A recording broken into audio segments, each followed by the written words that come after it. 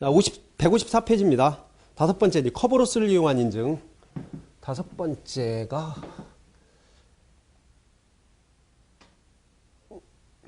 요게, 0으로 하죠.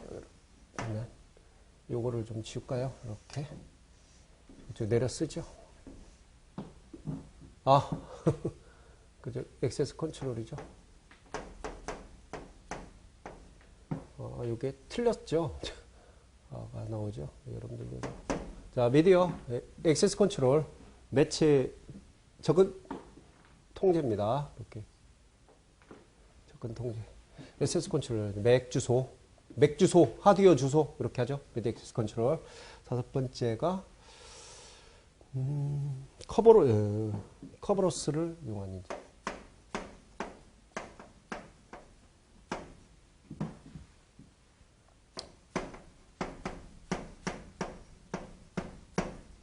이용한 인증. 이렇게 하십시오. 자, 개요를 보면 MIT에서 개발한 분산 환경에서의 개체 인증 서비스를 제공하는 네트워크 인증 시스템. MIT에서 개발한, 이것도 중요해요. 요즘에는 트렌드가 어디에서 개발한 걸 그렇게 많이 물어보더라고요. 앞에 나와 이렇게 MIT에서 개발한 뭐뭐뭐는 이렇게 나와요. 그러면 커버로스 인증이라는 거. 그죠? 커버로스. MIT에서 개발. 어디에서 개발한 거. 뭐 예를 들어 SSL 같은 건 넷스케이프에서 개발. PGP는 뭐 필진머만이 개발. 이런 것도 여러분들이 좀 기억할 필요가 있습니다. 분산 환경 하에서의 개체 인증 서비스를 제공하는 네트워크 인증 시스템이다. 그죠? 분산 환경에서.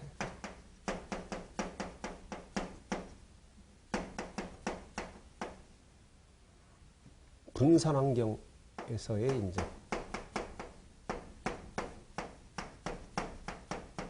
인증이라는 거.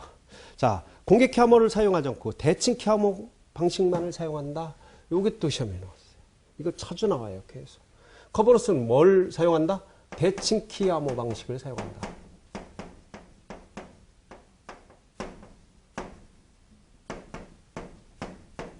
꼭 기억을 해야 합니다. 커버로스는 우리가 네트워크상에서 또는 이런 것, 온라인상에서 사용하는 것들은 대부분 키 교환의 문제 때문에 공개 캐머 알고리즘을 사용합니다. 그런데 커버로스에서는 대칭 캐머 알고리즘을 사용한다. 여기 몇 번 틀리게 나오죠. 공개 캐머 알고리즘을 사용한다 해서 틀리게 나온 답이 몇 번 있었습니다. 꼭 기억을 하셔야 됩니다. 그 다음 중앙 집중식 인증 서버 사용한다. 중앙 집중식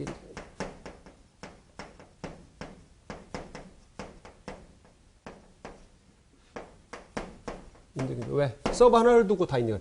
분산 환경에서 인증을 하지만 중앙 집중식 인증을 한다는 거죠. 서버에서 하나로 인증을 한다는 거. 분산 인증이 아니라 분산 환경에서의 인증입니다. 분산 환경에서의 중앙 집중식 인증이라고요. 꼭 구별을 하셔야 됩니다. 그다음 티켓 발급 서버, 이제 여기에서 어떤 걸 제거해요. 그리고 신뢰할 수 있는 제3자. 우리가 트러스티드 서드 파티라고 그럽니다. 제3자를. 그 티켓 발급 서버가 필요하게 되고, 그 다음 TGS, 티켓 그랜팅 서버에서 발급받은 티켓을 이용해서 서버로 인증을 한다. 티켓 발급 서버, 우리가 TGS라고 그래요. 이것도 여러분들 기억할 필요가 있어요. TGS.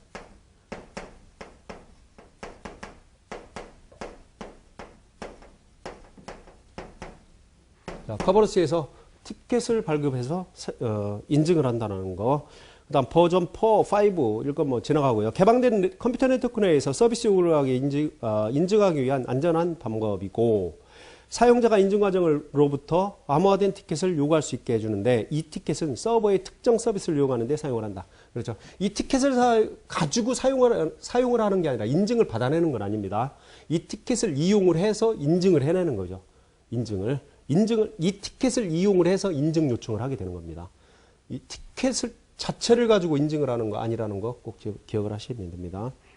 또 사용자의 암호는 네트워크를 통과할 때 필요가 없다는 거. 그래, 티켓을 발급을 받아가지고 그리고 인증을 요청할 수 있어요. 티켓이 없으면 인증 요청이 불가능하게 되는 겁니다. 꼭 기억을 해야 돼요. 그것을 티켓으로 인증을 하는 게 아니라 티켓을 발급받아서 인증을 하는 거죠. 인증을. 자, 구성 요소. 클라이언트, 인증을 위한 컴퓨터가 있고, 서버, 그죠? 접속하기 위한 컴퓨터고, 그 다음 인증 서버는 클라이언트를 인증하는 컴퓨터고 그렇게 돼 있고요. 그 다음에 155페이지 보세요. 티켓 발급 서버.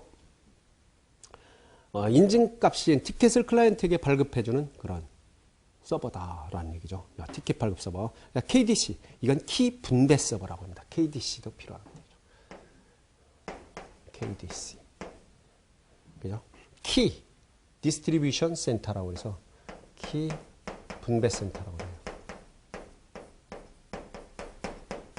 이 키 분배 센터에서 티켓을 키 분배 센터에서 키를 분배를 해주게 됩니다. AS 인증 서버라는 얘기예요. 어센티케이션 서버 서비스. 그다음 TGS는 티켓 부여 서비스라고 하죠. 티켓 발급 서버. 그러니까 티켓은 사용자에 대한 신원과 인증을 다루는 토큰이라고 해요. 토큰. 그러니까 토큰을 이용을 해서 인증을 요청을 하는 겁니다. 요청을. 타임스탬프 일정 시간을 제한을 두어 다른 사람이 티켓을 복사해 재사용 방지나 재생 공격을 방지하기 위해서 타임스탬프도 필요하다. 이런 구성 요소들이 커버로스에서 다 사용하고 있다는 것도 여러분들이 좀 기억을 해 두셔야 됩니다. 커버로스에서 여기 보면 구성 요소가 많이 나오죠. 클라이언트, 서버, 인증 서버, 티켓 발급 서버, 또 KDC, 키 분배 서버, AS, 인증 서버, 또 티켓 발급 서버, 티켓 타임스탬프 이런 것들이 다 이 커버로스 인증 시스템에서 사용하는 것들이라는 것도 여러분들 꼭 기억을 하셔야 됩니다. 그 다음 세 번째 이제 기본 동작 원리가 있어요. 클라이언트는 서버에 접속하기 위해서 인증 서버로 인증을 받는다는 겁니다. 클라이언트는 인증을 얻기 위해서 패스워드를 사용해서 인증 서버에 자신을 인증을 하고 인증 서버는 인증된 클라이언트에게 뭐를 해줘요? 티켓을 발급을 해준다. 클라이언트에게 티켓 발급 서버로부터 티켓을 발행하도록 허가를 해주는 거죠. 그러니까 티켓이 없으면 인증을 못 받게 되는 겁니다. 그다음 클라이언트는 티켓을 이용해서 서버에 접속을 하게 되고 그리고 서버는 티켓을 확인하고 클라이언트를 인증한 후 접속을 허용하게 된다. 그 밑에 그림이 이제 1번부터 나오죠. 사용자 로그인하면 티켓 TGS에 대한 접속을 요청을 합니다. 그러면 이 서버에서 티켓과 세션 키를 보내주면 서비스 승인 티켓을 요구하고 그리고 티켓과 세션을 또 보내주면 서비스 요구를 하면 서비스 서비스 인증자를 제공을 해주게 된다. 이런 절차를 여러분들이 한 번씩 보시기 바랍니다. 원리도 한 번 정도 여러분들이 기억해 둘 필요 있어요. 그 다음 네 번째가 이제 티켓에 포함되는 정보. 이것도 저 시험에 아직 안 나왔는데 이게 나올 가능성도 있습니다. 클라이언트에서 접속하기를 원하는 서버의 아이디가 필요하겠고 클라이언트 아이디, 자 서버 아이디 다 확 줄이면 그거죠. 티켓에 포함된 정보는 자 네 번째죠. 보면 티켓에 포함되는 정보.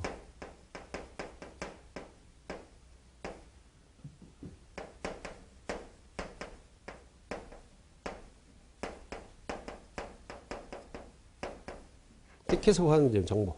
자, 서버 아이디. 첫 번째가.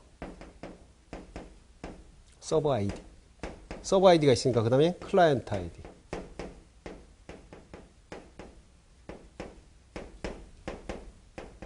둘 다 기본으로 주고받겠죠. 그 다음에 클라이언트 네트워크 주소.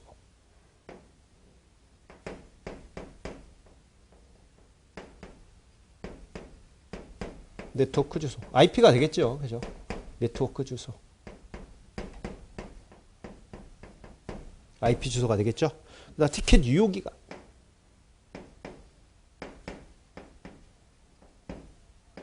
티켓 유효기간. 이게 있어야지만 타임스탬프. 그래서 재사용 공격을 방지할 수 있으니까 커버로스는 재사용 공격 방지할 수 있다라고 그랬죠. 재전송 공격. 클라이언트와 서버 간의 서비스 기간 동안 공유하는 세션 키. 공유 세션 키가 포함되어 있다. 누구 간에? 클라이언트와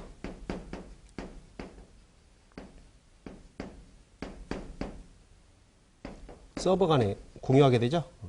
서버 간에. 그리고 공유하는 세션 키가 저장이 됐다. 이 5개의 정보가 티켓에 포함되어 있는 정보라. 티켓을 발급한다고 그랬죠? 티켓 발급. 여기에 포함된 정보들이 이렇게 5개. 그죠? 클라이언트 아이디, 또 서버 아이디, 클라이언트 아이디, 클라이언트와 네트워크 주소, IP 주소가 될 겁니다. 그 다음 티켓 유효기간, 그리고 세션 공유키, 공유 세션 키, 이 5개 정보가 들어가 있다는 거. 아직 안 나왔어요. 나올 가능성이 있습니다. 다음 중에서 커버로스의 티켓, 그죠? 티켓에 포함되는 정보가 아닌 걸 찾으라고 나올 수 있어요. 모두 고르라. 모두 고른 것은 나올 수 있어요. 저도 문제를 내고 싶으니까. 자, 여기까지였고요. 그 다음에 156페이지를 보면 장점과 단점이 있습니다. 자, 커버리스의 장점이 뭐냐? 커버리스는 당사자와 당사자의 인증을 요청하는 서비스 간의 통신 내용을 암호화키 및 뭐를 사용하냐? 대칭키 암호 알고리즘을 사용한다고 그랬죠? 대칭키 암호 및 암호 프로세스를 이용하여 보호하기 때문에 데이터의 기밀성, 무결성을 보장할 수가 있다. 대칭키를 사용합니다. 대칭키 장점. 재생공격 방지할 수 있다고 그랬죠? 재생공격 뭘 가지고 여기에 티켓 유효기간이라든가 이런 걸 사용해서 타임스탬프라고 그러죠? 얘를. 타임스탬프.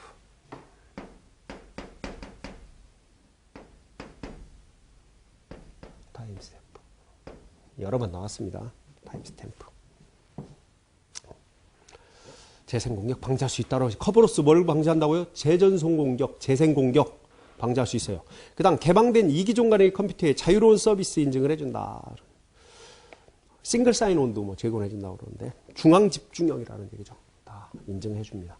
대칭키를 사용한 도청으로부터 대칭키를 사용합니다. 따로 장점은 적지 않을게요. 이게 특징이잖아. 장점들 또 여기에 뭐를 방지한다고 그랬어요? 재생공격 방지할 수 있다. 티켓. 그거 하나 더 추가할까요? 재생공격 방지. 어디쯤에 하나 할까요? 재생공격. 이쯤에다 하나 적어야겠죠. 재생공격이나 또는 재전송 공격.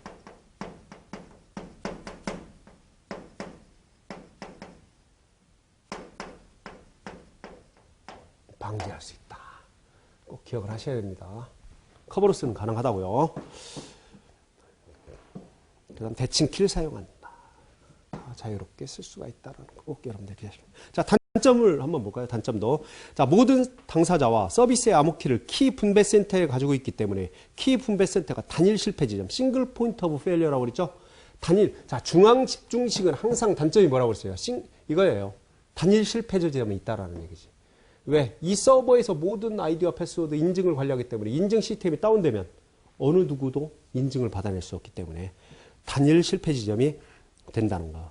그리고 단일 실패 지점이 되어 오류가 발생하면 전체 서비스를 사용할 수가 없다. 중앙 집중형의 늘 문제점이죠. 단점이고. 그 다음 사용자의 비밀키가 사용자의 워크스테이션에 임시로 저장되기 때문에 사용자 시스템에 침입하는 자에 의해서 정보 유출 가능성이 있다. 비밀키가 저장되기 때문에 그 사용하는 동안에는 노출될 수 있다는 거죠. 그 다음 사용자 세션키도 사용자 시스템에 임시 저장되기 때문에 침입에 취약하고 패스워드 추측 공격에 취약하며 사용자가 패스워드를 바꾸면 비밀키도 변경해야 하는 번거로움이 있다. 그건 왜 그럴까요? 대칭키이기 때문에 그래요. 대칭키. 대칭키만 여러분들이 이해하면 돼. 왜? 동일한 키를 가지고 있어야 되기 때문에 한쪽이 변경하면 또 키를 복사해서 줘야 되죠. 우리가 자물쇠 그렇죠? 누가 한 명 잃어버렸어요. 그러면 키를 복사해서 주든 아니면 전체 키를 바꾸든 해야죠. 동일한 키로. 대칭키를 사용하기 때문에 이런 문제점이 있습니다. 그 다음 패스워드 사전 공격에 약하다. 왜? 어차피 패스워드로 인증을 하기 때문에 그죠? 사전 공격에 약하다는 겁니다. 딕셔너리 공격. 패스워드를 사용하는 것들은 다 브루트포스나 또는 딕셔너리 공격에 약합니다. 하지만 여기 브루트포스 같은 경우는 인계값이라든가 이런 티켓 유효기간이나 이런 것들이 있기 때문에 그렇게 약하진 않지만 일단 사전 공격에는 취약하다.